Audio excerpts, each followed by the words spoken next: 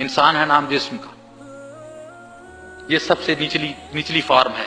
اس کے بعد پھر ذہن آ جاتا ہے، اس کے بعد پھر دل آ جاتا ہے، اور پھر روح. ذہن کو ہم نے درست کرنا ہے، جسم کو ہم نے درست کرنا ہے، جسم کی بیماریوں کو ختم کرنا ہے اور جسم کو تندرست کرنا ہے. فزیکل ویلنس ہمیں چاہیے پہلے نمبر پہ. اب اس کے بعد ہمیں اپنے ذہن سے بھی کام لینا ہے. آئی کیو، ہمیں اپنا آئی کیو شارپ کرنا ہے. آئی کیو بہتر ہونا چاہیے.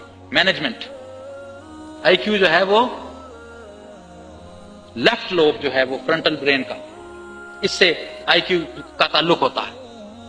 اس سے سپیڈ ہے، اس سے مینجمنٹ ہے، حساب و کتاب ہے. اب ہمیں اپنے دل کو بھی درست کرنا ہے. دل میں کیا آتا ہے؟ پیشن، جذبہ، نفرت اور محبت. اللہ تبارک و تعالیٰ اور نبی اکرم صلی اللہ علیہ وسلم کی شان میں اور ان کے خلاف کوئی بات کرے تو نفرت کا جذبہ بھی چاہیے. وہاں نفرت ہونا بھی ایمان ہے. اور جب میرے آقا کے اداؤں میں کوئی گم ہو جائے تو اس کے اوپر نچھاور محبت سے ہو جانا، یہ بھی ایمان ہے. تو قلبی طور پہ انسان کو چاہیے. میں اپنے بچے کو ایک نصیحت کر رہا تھا پچھلے دنوں. میں بیٹھا، میں نے کہا بیٹے ایک بات بتاؤں تجھے. کہتا جی کیا؟ میں نے کہا کبھی بے ضرر نہ رہنا. کہتا یہ کیا؟ میں نے کہا یہ بے ضرری بڑی موت ہوتی ہے. انسانی شخصیت جو آدمی بے ضرر کچھ بھی نہیں ہوتا. اپنوں سے محبت کرنا اور اغیار سے کبھی کبھی نفرت بھی کرنی پڑتی ہے. ہمارا دل بہت کھلے الحمدللہ تعالی، ہمارا پیغام محبت ہے. لیکن اگر کہیں نبی اکرم صلی اللہ علیہ وسلم سرکار کی ذات گرامی کا ذکر آ جائے، جو سرکار کے مخالف ہیں ان سے نفرت کرنا بھی جانتے ہیں. جو بھی ہم پہ فتوے لگ جائیں، جو بھی ہم پہ باتیں ہو جائیں، اگر میرے آقا کی کہ ایک منہ مبارک کی شان میں بھی کوئی گستاخی کرے گا تو ہم اس کو چھوڑیں گے نہیں. ہم نہ دنیا میں چھوڑیں گے نہ آخرت میں چھوڑیں گے. اس لیے جو دل ہے اس کو بھی درست کرنا ہے. اور یہ بات میں کر رہا تھا کہ رویہ یہ بھی دل سے ہے. رویہ کیسا؟ عجز ایسا کہ جس میں خوشامد نہ ہو، اور خود ہی ایسی جس میں تکبر نہ ہو. اب دیکھیں بات سنیں، یہ 45 منٹ یا 1 گھنٹے میں تو حضرت کرم والا شریف کا تعارف نہیں ہو سکتا. اس کے لیے تو بار بار وہاں آنا پڑتا ہے. اب کبھی وہاں کیسے آئیں؟ وقت نہیں ہے. وہاں کیسے آئیں؟ وقت نہیں ہے. تو وقت کو مینج کرنا بھی تو ایک آرٹ ہے. سربراہ مملکت کے پاس بھی 24 گھنٹے ہی ہوتے ہیں دن میں، اور ایک مزدور کے پاس بھی 24 گھنٹے ہی ہوتے ہیں. ٹھیک ہے نا؟ اور ایک جو غوث اعظم ہے یا غوث زماں ہے اس کے پاس بھی 24 گھنٹے ہی ہوتے ہیں. اب وقت کو مینج کرنا بھی تو آرٹ ہے. لوگ کہتے ہیں ہمارے پاس وقت نہیں، بھی ترقی کیسے کرے گا؟ کسی ایسے آدمی کے پاس بیٹھ جسے ٹائم مینجمنٹ آتی، جسے پتا ہو کہ کم وقت میں کیسے کام زیادہ نکالتے ہیں. تو اب یہ بھی ایک ہے. تو وہی آستانوں پہ تو آنا پڑتا ہے، اللہ والوں کے پاس تو بیٹھنا پڑتا ہے. اب وہ دیکھنا پڑتا ہے ان کے مزاج کیسے ہیں. اب یہ دیکھیں نا، الیکٹریسٹی سے فائدہ بھی اور نقصان بھی ہے. دیا سلائی سے دیکھیں روشنی بھی ہوتی اور کبھی آگ بھی لگ جاتی. اب دیکھنا پڑتا، استفادہ حاصل کرنا. تو آستانوں پہ آنا چاہیے، یہ چیزیں سیکھنی چاہیے. میں بات بھول گیا ہوں، وہ کیا وہ یہ دیکھیں یہ بھولنا، یہ دیکھیں یہ بھولنا بھی، ہاں روح بھولنے پہ کچھ اشعار یاد آ رہے تھے مجھے. بھولنا بھی ہے، یہ بھی ایک بھولنا بھی انسان کا خاصہ ہے. اور کئی بھول گئے. دیکھیں آپ کہ آدم کی ایک لغزش پا کام آ گئی، ایسی ہوئی ہے بھول کے دنیا سے بھر گئی. یہ دیکھیں یہ انسان کا ایک خاصہ ہے، انسان بھول بھی جاتا ہے. چوتھی چیز ہے روح. اور روح کا تعلق جو ہے وہ اللہ سے ہے، اور روح سلطان ہے.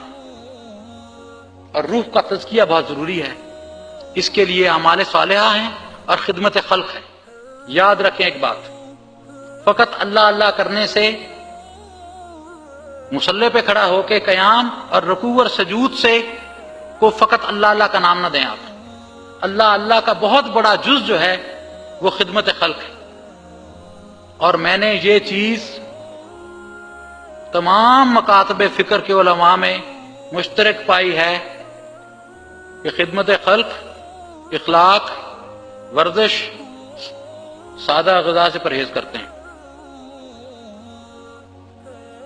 تو خدمت خلق جو ہے انتہائی ضروری ہے، اور اس سے روح پاکیزہ ہو جاتی ہے۔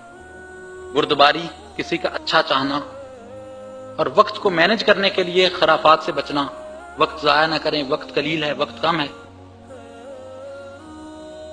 اور روح کی پاکیزگی کے لیے اللہ والوں کے پاس جاتے ہیں، کیونکہ یہ میرا ایمان ہے کہ بعض اوقات کسی اللہ والے کی ایک نظر سے بڑی بڑی پلید روحیں پاکیزہ ہو جاتی ہیں، کسی کی ایک نظر سے بڑی پلید روحیں پاکیزہ ہو جاتی ہیں۔ تو بہرحال دور حاضر میں اللہ والوں کے آستانوں پہ جانا۔ اب ایک سوال پیدا ہوتا ہے جی کہ ہر شخص نے تو بورڈ لگا کے رکھا ہے کہ اللہ والا ہوں میں، تو اللہ والا کو کیسے ڈھونڈا جائے؟ میں اپنے بارے میں عرض کرتا جاتا ہوں کہ میں تو اللہ والوں کے نالین کا، ان کے جوڑوں کا، اور ان کے پاس آنے والے جو خدام ہے ان کا ایک ادنا نوکر اور ملازم، اس سے بڑھ کے قطعی طور پہ اس میں کوئی کثر نفسی نہیں، یہ کوئی تجاہل عارفانہ نہیں، قطعی طور پہ میں آپ کو بتاؤں گا کہ بالکل سچی بات ہے کہ اللہ والوں کے جو نالین ہیں، جو ان کے جوڑے ہیں، ان کو اٹھانے والا، اس سے آگے میری کوئی پہچان نہیں۔ لیکن اللہ والے کی جو پہچان ہے وہ میں آپ کو بتائے دیتا ہوں۔ ایک تو آپ دیکھیں کہ اس کا سلسلہ طریقت صحیح ہو، سلسلہ طریقت میں اس کو دیکھیں آپ۔ دوسرا آپ دیکھیں کہ وہ شریعت مطہرہ کا پابند ہو۔ تیسرا آپ اگر اس پہ دیکھیں کہ اس کا اگر سلسلہ نسب بھی اچھا ہو تو پھر وہ کیا بولتے ہیں جی، وہ تو پھر سونے پہ سہاگا۔ تو یہ دو تین چیزیں ہوتی ہیں، اس سے دیکھا جاتا ہے۔ اور جو میں نے تو جو اعلیٰ حضرت گنج کرم کے آستانے سے پایا، میں نے تو کہیں اور سے نہیں پایا سچی۔